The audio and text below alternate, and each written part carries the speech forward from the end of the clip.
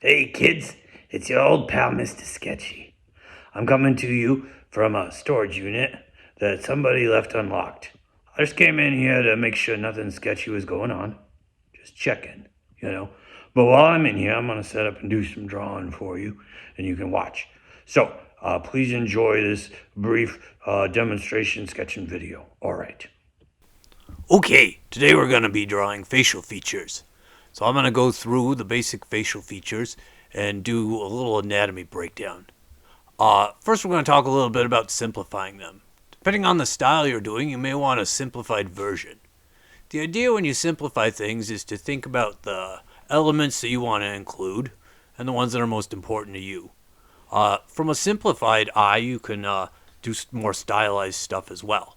If you have things simplified, they're easier to stylize. So this first one we drew is kind of a typical eye shape we might be familiar with, where you kind of just draw an almond shape and then two circles inside. This next one's going to be a little more complex, but still linear and simplified. So when we draw the edge of the upper eyelid, we want to try to break it into like three sort of segments and look at the angles they go at. This is going to help us get a better likeness of the eye of a specific subject. So that's another thing to think about. When we want to draw a specific subject, we need a slightly more complex style. We can keep it really simple when we're just drawing kind of a generic person. So up above the upper lid here, we have a line that sort of follows it, and that's a fold where your eyelid kind of folds into your eye socket there. When you open your eyes up, the skin folds in on itself, and there can be little creases in there. I recommend you draw that with kind of a broken up line or a light line if you're using like a pencil or something you can adjust the darkness on. You can add eyelashes, but keeping them sparse is kind of a good idea. You don't want to go too crazy and make it look like spider legs. So same idea when we add in the iris and the pupil here as above, just kind of two circles inside of each other, a bigger one and a smaller one. Usually we want a little bit of overlap of one of the eyelids onto the iris. When we can see white above and below the eyes, that means the eyes are open super wide. So it takes a lot of effort to open your eyes that wide. You also don't generally want to put too much white above or below the eye. It makes the person look kind of tired or crazy. So yeah, we kind of want the iris to fill up most of the open eye space unless the eyes are really wide. So here's kind of a simplified linear eye. So let's kind of break this down and draw a more complex version of the eye and break down the anatomy a little bit. So to start with, your eyeball is a sphere, or almost a sphere. It's pretty close, but it's round, all right? The part of the eye we see is more of an almond shape, but the actual eyeball is round. On top of the round eyeball, you have this eye socket. So the eye socket's a little bit smaller than the eyeball to help keep the thing in there. So the eye socket's kind of shaped like this. Alright, it's a little bit rounder on the outside, and then it has kind of a pointy in kind of closure on the inside that moves up towards the bridge of the nose. So that eye socket and the bones underneath there are going to kind of inform the shape of the eye, and they're especially going to shape the shadow when we do shading. So if we want to do the shading, we need to keep that eye socket in mind. And we also want to keep in mind that the eyeball is a sphere, and it's going to be kind of shaded like a sphere like we practiced before. Again, the upper eyelid there, where it meets the eye, I want to break that into three segments. And I'm going to kind of smooth and round those out later, but to show you right now, I'm kind of breaking it down. So when you are drawing a specific person, you want to look at how long each of those segments is and the angle on it. And that'll help you make their eyes recognizable. It's really important to get recognizable eyes when you're trying to achieve a likeness. And it kind of works outward from there. So in that whole eye area, if you have a lot of accuracy and detail, you're going to have a good portrait. It's going to be recognizable. That's kind of the most important area to focus on. Alright, so I'm kind of sketching where I'm going to put my highlight here, and then I'll shade in the iris and the pupil. So one thing to think about when you're shading is the way the eyelashes or the eyelids work. So the bottom lid, there's a little bit of thickness to the eyelid. The bottom lid, that thickness is going to catch the light usually because the light's going to be up above. So we want to keep that light. And then underneath the upper lid, you're going to darken it. So here I'm drawing in that little crease where the eyelid folds into the socket when you open your eyes. So that crease is usually going to be pretty dark. It folds all the way in. It's a strong fold. So you can usually make that pretty dark. It's also usually going to be in a little bit of shadow from the brow, from the kind of bony structure up on the top of the eye socket. I'm adding in a couple of eyelashes. You can use your pencil and make the eyelashes a little bit thicker at the base and then kind of taper out. If you're slick, you can kind of remove the pressure as you make the stroke and make the line get thinner towards the end. So here I'm kind of drawing in the thickness of that bottom eyelid. We're going to want that to be light when we shade. When you're painting, you can use a white or a light pink to kind of add that in as well. It's a nice touch. You see it a lot in Renaissance paintings. Alright, so I'm going in and I'm darkening this fold a little bit. I'm going to start to darken things up here. So I started my sketch with a harder pencil. It's just a regular yellow number 2 pencil, and now I'm using a darker shading pencil. This is a 4B. So it goes on a little darker. It's a little easier to shade without a lot of extra pressure. Alright, so you're usually going to have a shadow underneath the eyebrow. And that's because usually the light's going to be coming up from above you. Usually the ground is not emitting light, making us lit from below, like the scary flashlight thing you can do. You know, that's not normal. That's why it's scary when you do it, because we're not used to seeing faces lit from below. It's freaky, man. Alright, so I'm imagining the light's coming down from up and to the left here. So on the upper eyelid here, we're going to have kind of the lightest area in that top left corner. And then we're going to have a little bit of tone on the rest of it. For the lower eyelid, though, we're going to have a little bit of shade all the way across. And then we're going to have a little more over to the right. Since the light's coming from the left, there'll be more shade over to the right. And it's a lot like shading a sphere. You want to kind of think about similar shadow shapes when you shade in the eyeball. Of course, you've got those eyelids on top, so that makes it a little more complex, but the basic idea is very similar. Alright, so I'm going to add a little bit of shadow in here. So there can be a little bit of crease where the bottom eyelid folds into that kind of eye socket. It's usually less pronounced than the upper eyelid. All of that varies depending on a person's kind of the way their eyes are set into their head or how old they are. All kinds of things like that. So you want to observe what you're drawing. But if you're imagining something or creating something, this is kind of generally how it'll be laid out. I'm putting a little bit of shadow on the eyeball there. The eyeball isn't always purely white. It follows the same rules as everything else. And so since it's kind of turned down towards where it meets that lower eyelid, there's going to be a little shade there. You can keep it very gentle though.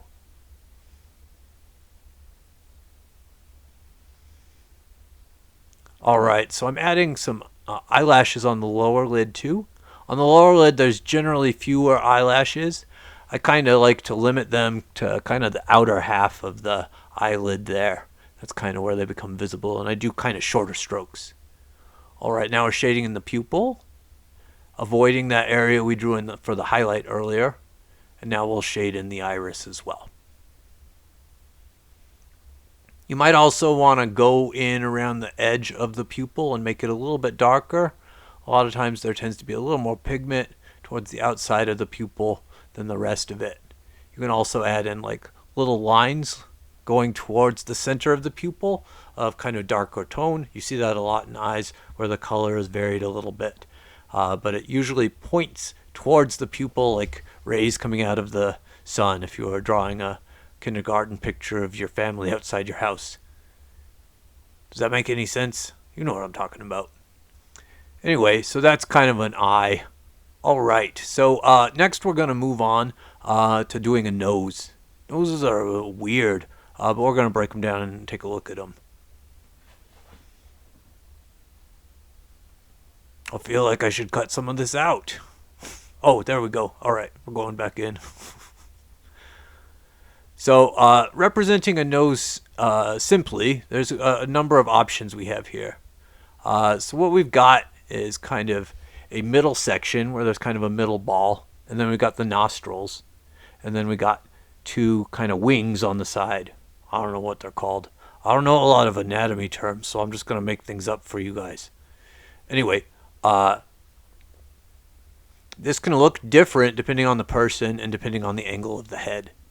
So some people have noses that are pointed down, and some people have noses that are a little turned up. When you raise your head up, it's going to make your nose raise, and you're going to see more nostril. When you tilt your head down, you're going to see less. So noses can be represented a lot of different ways. So these are kind of more on the realistic end of cartoon noses, but this is kind of a simplified version. This one's kind of turned up so you can see more nostril. So you might be able to not see the nostrils at all. You might be able to see a little bit of the nostril. You might be able to see a lot of the nostril. And that, again, depends on the way the nose is attached and also the angle of the head. Both of those factor in. We'll talk a little bit more about head angles when we talk about Loomis heads. Alright, so let's kind of do a more complex sort of shaded breakdown of the nose structure here.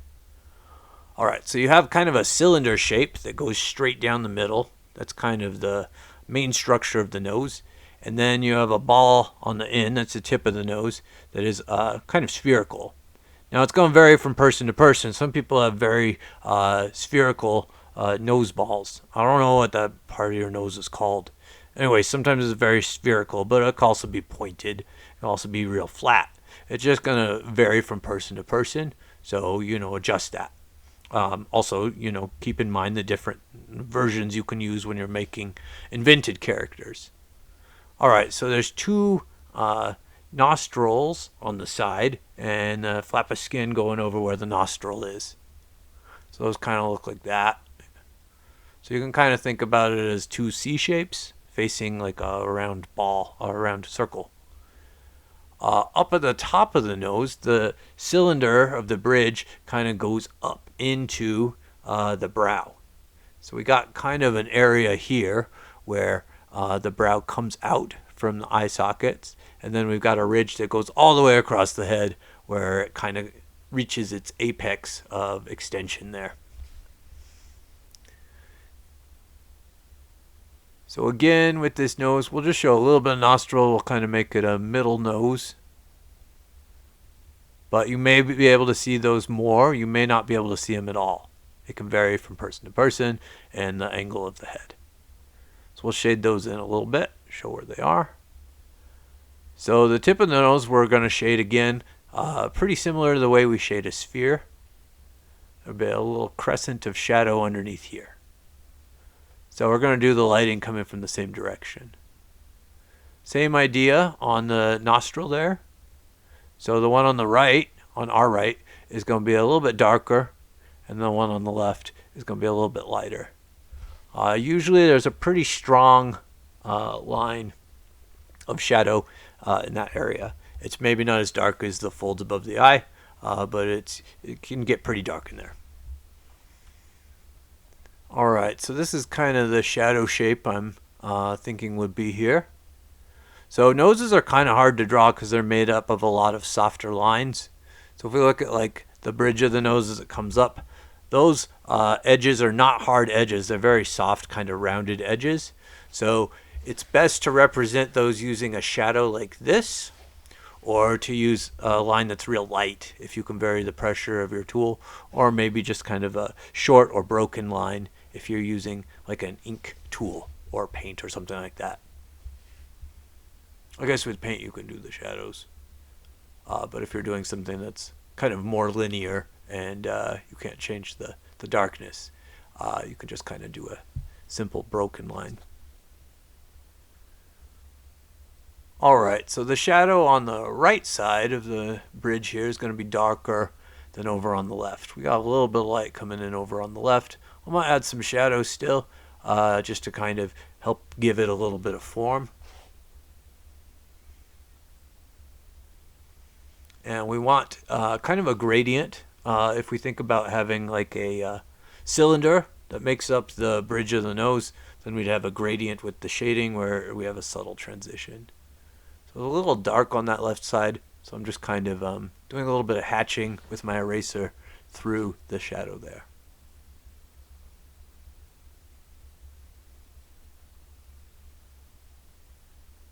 I'm adding a little more shadow at the bottom here, and I'm shading this little divot here. That's actually called the philtrum. I know that one.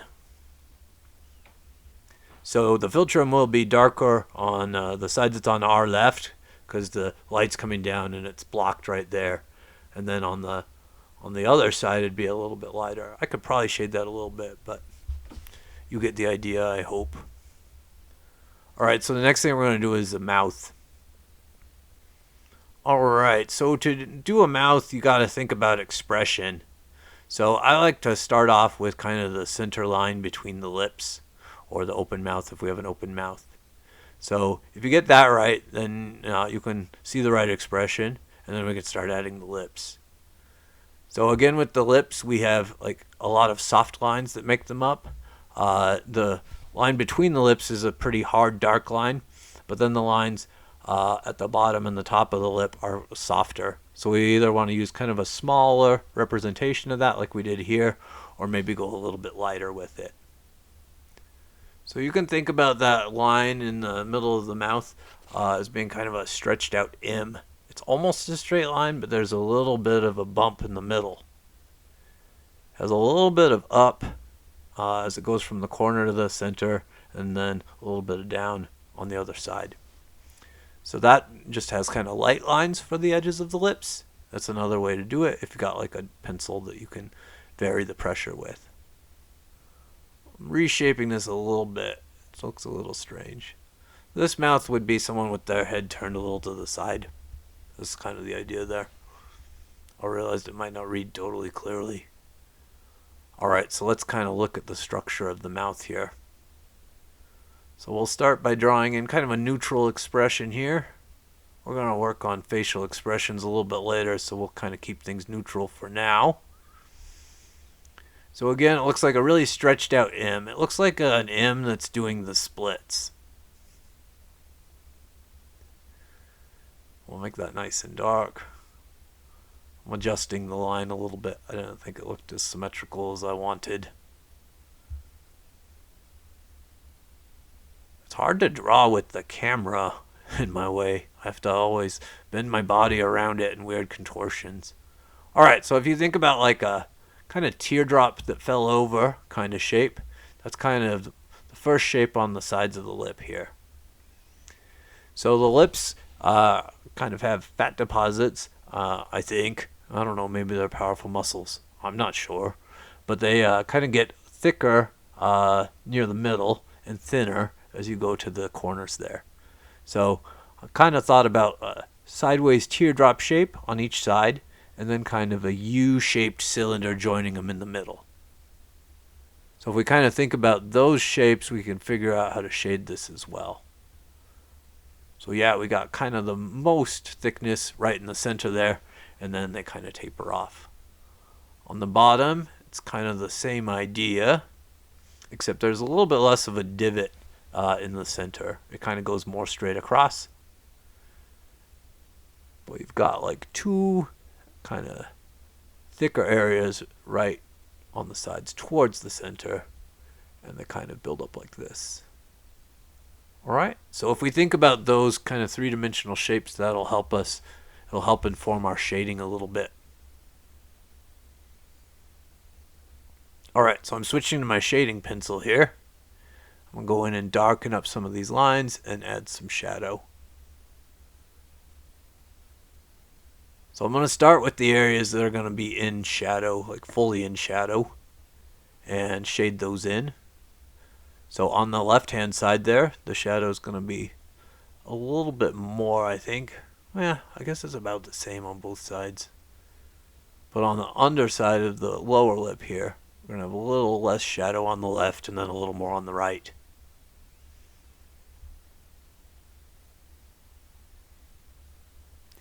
You can see how the shape of the shadow on the upper lip kind of follows the line of the expression, but it gets a little thicker near the middle.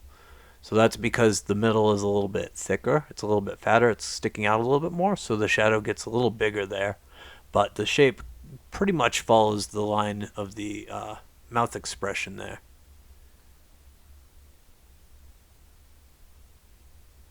Alright, so these are the areas that are going to be on the strongest shadow.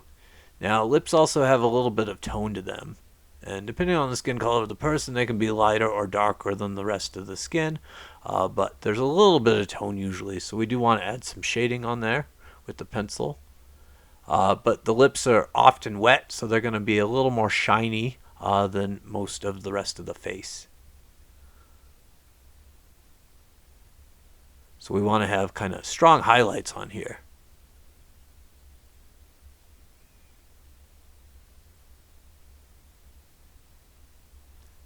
So I'm kind of shading in the whole lip, and that's going to do a lot to kind of hide the structural sketching lines that I did in the beginning, so I don't have to worry so much about erasing them. You can see they're kind of built into the drawing now.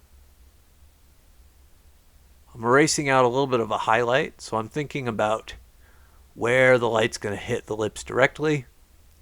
I did on the left-hand side a little bit of kind of pulling little rounded curves with my eraser, because sometimes those highlights follow the creases in the lips. So if you add a couple highlights that kind of contour to those lips, they look a little more convincing. Alright, ears are next. Ears are maybe the weirdest one, but it's also least important that they be recognizable. So that's a mercy.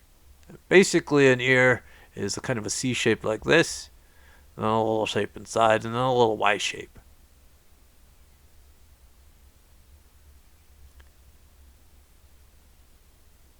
Running behind my video.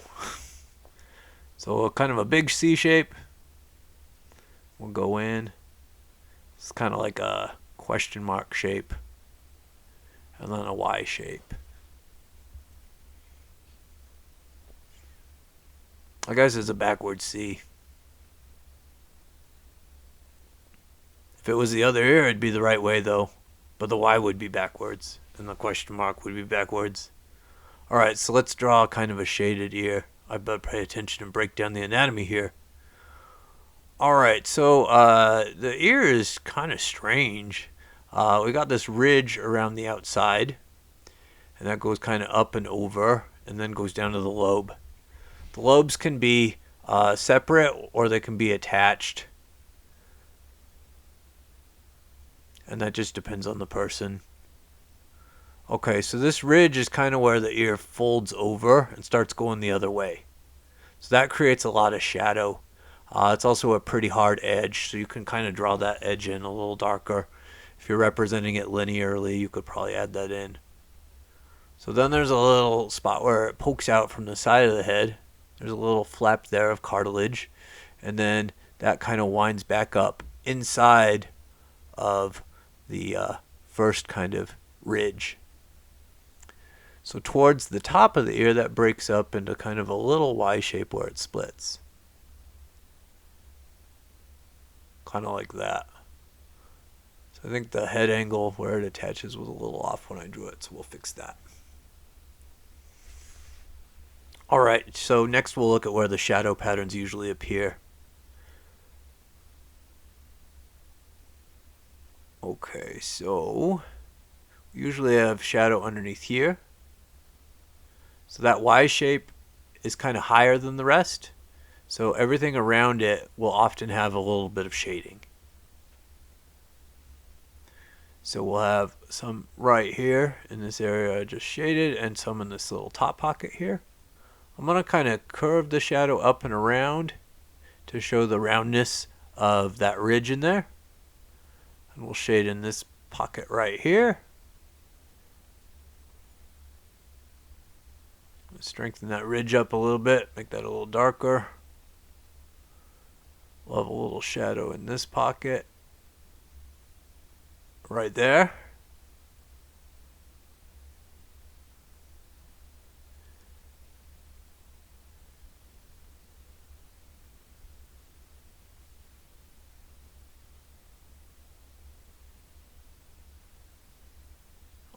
So I'm also going to have some shadow right here. So that's your little ear hole where the sound goes in. So that's always real dark. And then kind of gets lighter as it comes out. Alright, so to show this is curved, I'm going to use a little bit of gradient shading. There's a little bit of tone going through here, kind of making this shape.